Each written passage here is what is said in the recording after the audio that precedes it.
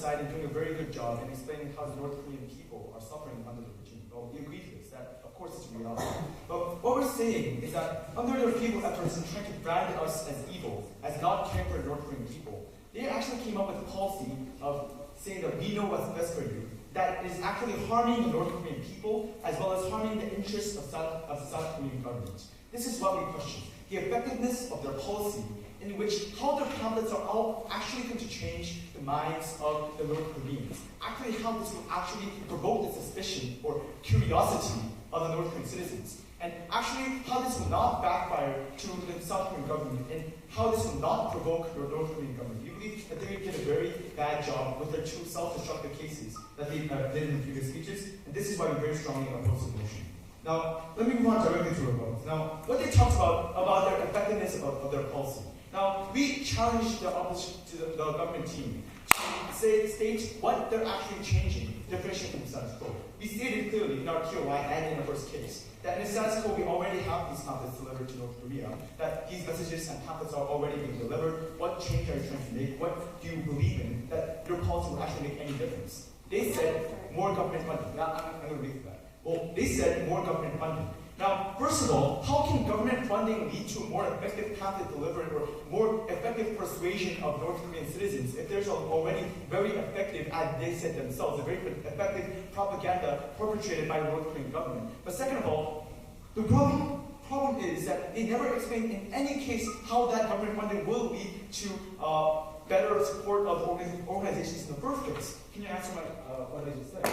You spend more money, organizations can print more pamphlets, the pamphlets reach more people. Simple. Okay.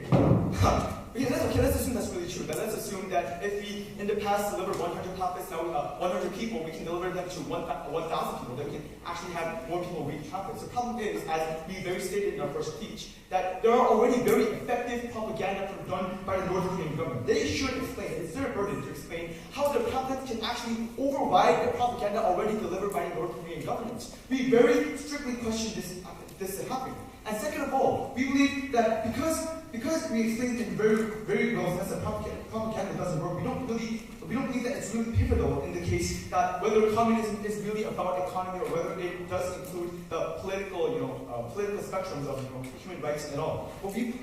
First of all, we believe that is actually distorting the sense of the debate itself, but we believe that we can still win this debate even following this definition. Now let me go on to further rebuttals. They said that it's not going to endanger the national security of South Korea because North Korean people aren't idiots. Then explain to me why the North Korea actually did perpetrate on the actions of Yeonpyeong and China, actually risking their own national interests and risking Chinese government actually sanctioning North Korean government, actually harming themselves. We believe that the logic of North Korea is that, and what history tells us, is that when we even slightly provoke their stance, North Korea retaliated back with violence and aggression toward our own citizens. We see that our citizens actually died because of North Korean provocations. What we're saying is that North Korea wouldn't simply come out with an all-out war with South Korea. We're saying that the frequency of the provocation will increase. This will endanger the lives of our own citizens. Therefore, even if that case stands, that you are actually increasing the right to know of the North Korean citizens, that does not lead to justification that you can endanger the interests of our own nation and endanger the lives of our own citizens. We believe that this far outweighs the benefits that are unexistent, therefore their case does not stand. They said, ladies and gentlemen, that it was a contradiction of our first speaker, that saying that the pamphlets were not effective, and at the same time saying that the government will be provoked. Ladies and gentlemen, we're not saying that the North Korean government will be provoked because the pamphlets will be so effective and everybody will start riots, and that's why North Korea will start their provocations on South Korea. What we're saying is that because it's not only about the financial support, it's that the South Korean government is openly supporting those organizations. The problem isn't about the effectiveness of the pamphlets, it's the stance that our government is taking. Our stance itself is openly provoking the North Korean government, endangering their ideology, and jeopardizing their own regime itself. This is what's actually provoking the North Korean government. This is what has, in history, actually endangered the lives of our citizens. This is what we are trying to prevent. This is why their case does not stand. Now, before I move on to my own substantive case, let me get brief rebuttals again about what they said about the riots in North Korea. Well, first of all, as I explained, because of their ineffectiveness of the policy, we don't believe that pamphlets will lead to violent alt-right riots because they won't change the minds of the North Korean citizens in the first place. But we also actually explained in our first speaker, sit down now, that there will be stronger propaganda in response to those pamphlets. Now, whether or not those pamphlets are effective or not, the North Korean government will respond with stronger propaganda, stronger aggression to stop their North Korean citizens to turn to South Korean ideologies. Therefore, it will be actually harmful in your perception, in your point of view, that the North Korean citizens will actually be infringed further upon their right to know because the North Korean government will increase their aggression.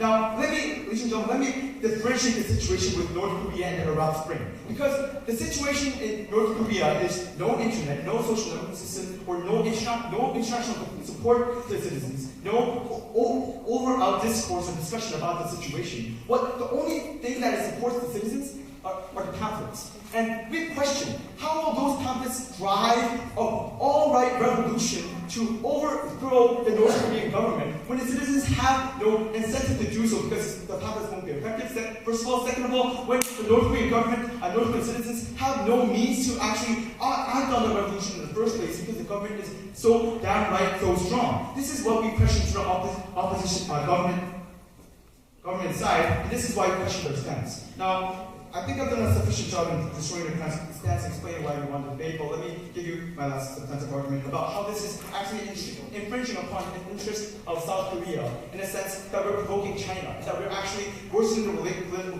relationship with China. Let me explain to you why this move, this stance that the government is taking will actually endanger our relationship. Because we're not provoking North Korea in a sense of we're saying that North Korea is bad. They're saying that the ideology of North Korea is bad and communism is bad. Ladies and gentlemen, why is it saying this? Because this is a blanket rebuttal and blanket provocation not only on North Korea but on China. Because basically China's ruling party is the Communist Party. They were founded on communist values. We believe that this is open out not directly only provoke North Korea, but also China. We believe that we're not only jeopardizing the national security of South Korea and our relationship with Korea, but also the relationship with China. We believe that is, in a sense of regional politics, this is suicidal in the case that South Korea should take. And this is also jeopardizing the national interests of South Korea in actually overthrowing for the interests of people of North Korea. This is why ladies and gentlemen, because they fail to explain how their policy would work, and because their policy would actually backfire in just harming the interests of the North Korean citizens and as well as the interests of our own nation. We're very, very proud to oppose this motion. Thank you.